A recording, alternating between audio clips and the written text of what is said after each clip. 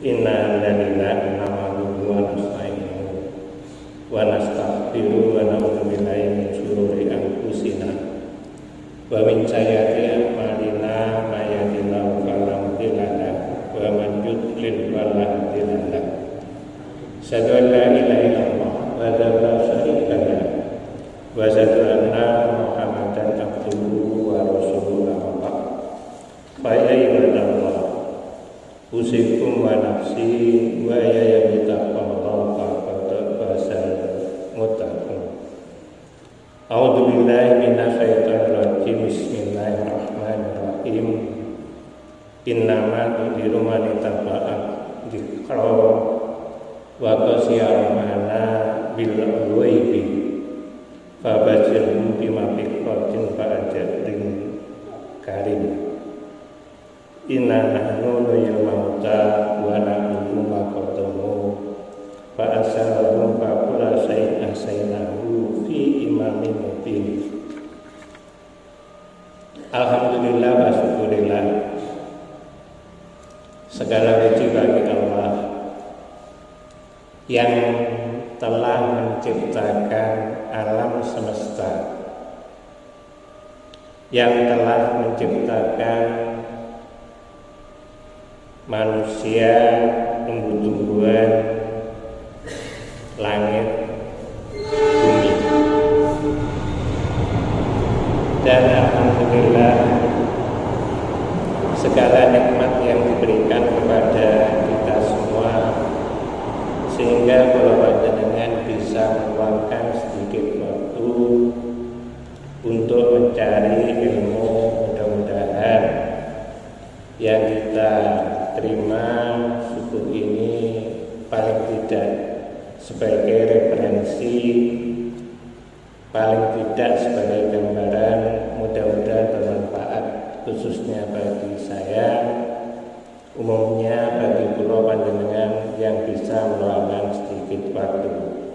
Sholawat salam yang selalu kita tujukan kepada baginda Muhammad Rasulullah SAW, kepada para keluarganya, kepada sahabat dan para pengikutnya. Mudah-mudahan kula panjenengan bisa melaksanakan sunnah-sunnahnya, bisa mempertahankan sunnah-sunnahnya, sehingga di yaumul kiamat kita termasuk mengikut beliau yang mudah-mudahan bersama beliau masuk ke rahmatul jannah Allah. Amin Allahumma amin. Ibu bapak yang dirahmati oleh Allah, yang dimuliakan oleh Allah, sekaligus dicintai oleh Allah, saya mengambil tema kajian menteladani para pimpinan yang amanah. Bulan November yang lalu saya mengikuti musyawarah kerja wilayah Jawa Timur di Majelis MPID, Majelis Pustaka Informatika dan Digitalisasi.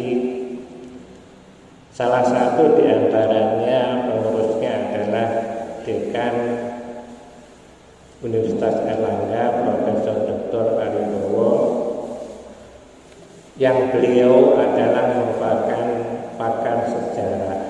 Menurut beliau, manusia kula panjenengan itu tidak akan lepas dari yang namanya sejarah.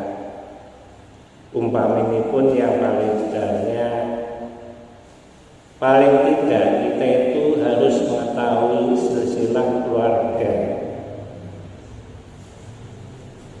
Paling tidak kita itu harus mengetahui tokoh-tokoh nasional.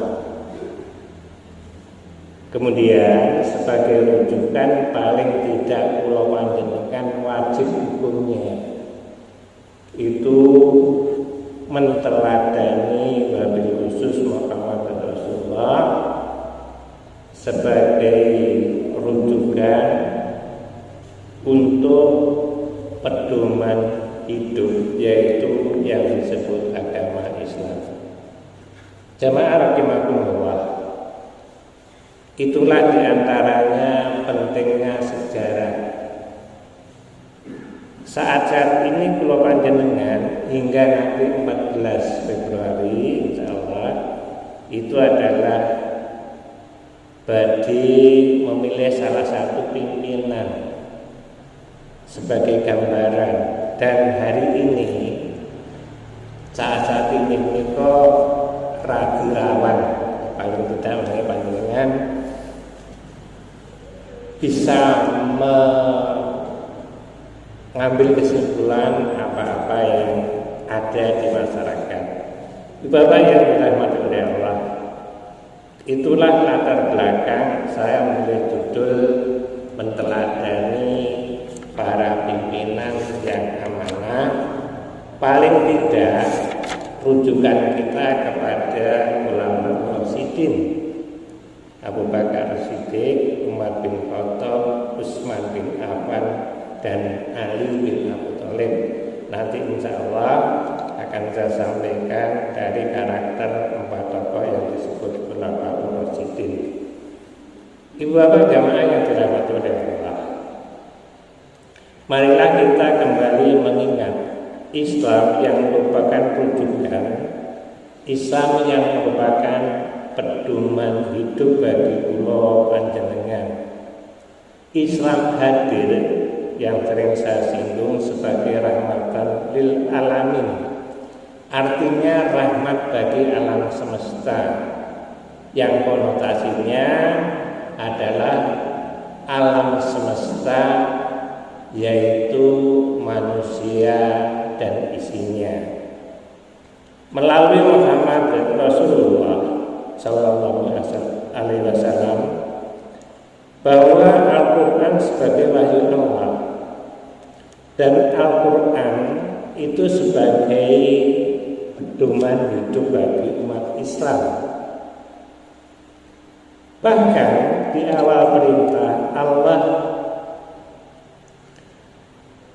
memberikan satu wahyu kepada Muhammad untuk manusia yang diawali dengan Iqra bismi rabbikal ladzi khalaq, khalaqal insana min 'alaq, Iqra wa rabbukal akram, alladzi 'allama bil qalam, 'allamal insana ma lam ya'lam. Ya, ini sangat dahsyat sekali, dan inilah dialog langsung Muhammad dengan yang disebut Allah. Dari Iqra bismi rabbikal ladzi khalaq, bacalah atas nama Tuhanmu,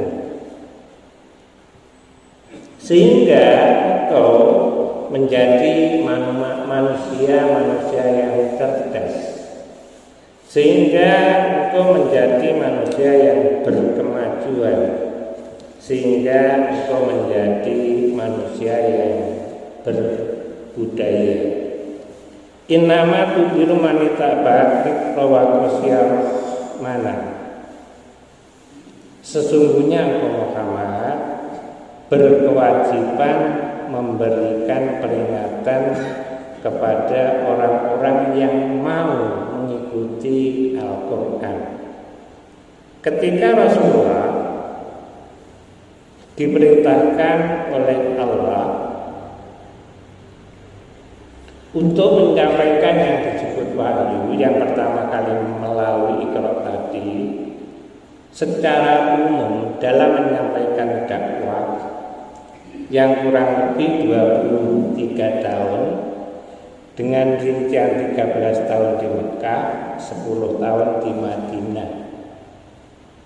Ibadah yang dirahmati oleh Allah, ternyata perjalanan dakwah yang selama 23 tahun, yang 13 tahun itu berada di Mekah, dengan rincian 3 tahun itu sembunyi-sembunyi. Baru tahun keempat sampai dengan tahun 13 itu terang-terangan. Namun demikian dari waktu yang 13 tahun tersebut hanya mendapatkan atau hanya mendapat pengikut 13 orang. Ini mungkin Bapak Ibu sudah sangat paham. Karena apa?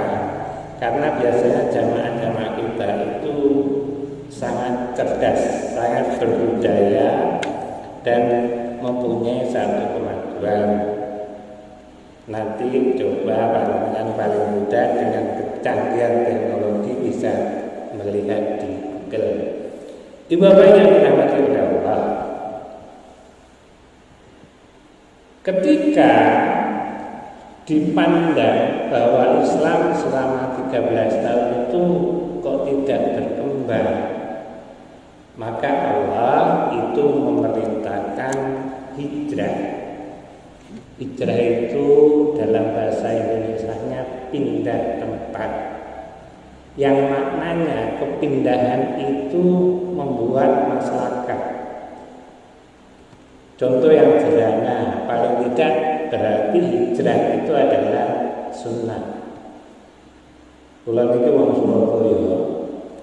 Jadi ngaten, ketika saya mendapat SK pertama kali itu di Pontianak selama 3 tahun. Kemudian bla potongan Kompas Ginun Sewu. Saya tidak punya bayangan kalau jadi orang Tulungagung. Kita ke Surabaya menika anak tentara. Niku 2 meter atau 3 meter niku namun disingget-singget ngaten. Panjenengan bisa bayangkan. Sehingga apa? Saya sangat bersyukur pindah ke Surabaya, ya alhamdulillah. Itu paling tidak bisa membuat hidup sendiri. Kita bayangkan andaikan masih di Surabaya, kala itu tidak punya angan-angan atau gambaran mengatasi guru mawon iso tuku omah. Betul untuk bayangan. Dan saya ketika waktu itu wonten tiyang saged numpak mobil itu gumun biyanget. Ya alhamdulillah. Kalau mungkin di Surabaya, makanya tentara itu anaknya disebut anak kolong. Karena apa? Sangat keterbatasan. Non sewu. Lek manem itu sangat-sangat berisi. Ketika saya masih kecil kota SLE, bapak kula niku lek tanggal 6 niku yang namanya logistik dari beras sampai dengan udek-udek dapur niku komplit. Tapi kalau gaji mungkin pas-pasan, sehingga dihitung ketika manusia itu hijrah demi kebaikan itu adalah memenuhi sunnah Rasul. Namun demikian jangan salah, kehijrahan itu paling tidak seperti yang didahulukan dalam Iqra bismi rabbikal ladzi khalaq. Ibadah yang dirahmati oleh Allah, bahwa ketika Allah itu memerintahkan Rasul harus hijrah kemana? Ke Madinah. Waktu itu belum wonten kendaraan, apalagi kados samangke harus pakai pesawat dan seterusnya. Ke Kalimantan itu hanya cukup waktu 45 menit kalau lewat atas. Itulah ibu bapak kecanggihan teknologi. Maka paling tidak ketika kita bisa Iqra bismi rabbikal ladzi khalaq, khalaqal insana min 'alaq, Iqra wa rabbukal akram alladzi 'allama bil qalam 'allamal insana ma lam ya'lam. Kita bisa cerdas, berkemajuan dan berbudaya. Ibadah yang dirahmati oleh Allah, selama 13 tahun hanya mendapat, di dalam riwayat itu saya menemukan 10 orang dan 13, nanti kita bahas satu-satu. betul. Ada 4 alasan Allah memerintahkan Rasul beserta khulafaur rasyidin itu pindah dari Mekah ke Madinah. Kaum ikut yang setia itu adalah Mujahirin. Kemudian kaum yang menyambut adalah Ansor. Alasan yang pertama adalah itu merupakan perintah Allah. Karena perintah Allah maka harus dilaksanakan. Kemudian alasan yang kedua untuk memperkuat kaum muslim dari siksaan, dari serangan, dari ancaman. Kemudian melindungi kaum muslim dari serangan kafir Quraisy yang sangat-sangat berbahaya. Yang keempat adalah mencari tempat hidup yang lebih baik, paling tidak seperti yang saya katakan tadi. Maka di situ seandainya kepindahan itu membuat masyarakat, maka itu adalah sebagian sunnah Rasul. Ibadah yang dirahmati oleh Allah. Bahkan dalam satu riwayat ketika rombongan Rasulullah beserta para khulafaur rasyidin datang dari Mekah ke Madinah yang di situ diantar oleh Mujahirin, kemudian diterima oleh kaum Ansor, maka para penduduk yang ada di Madinah itu Rasulullah disambut dengan Robbana. Robbana menika paling tidak ini kalau menawi riki kira-kira ya kecaingan.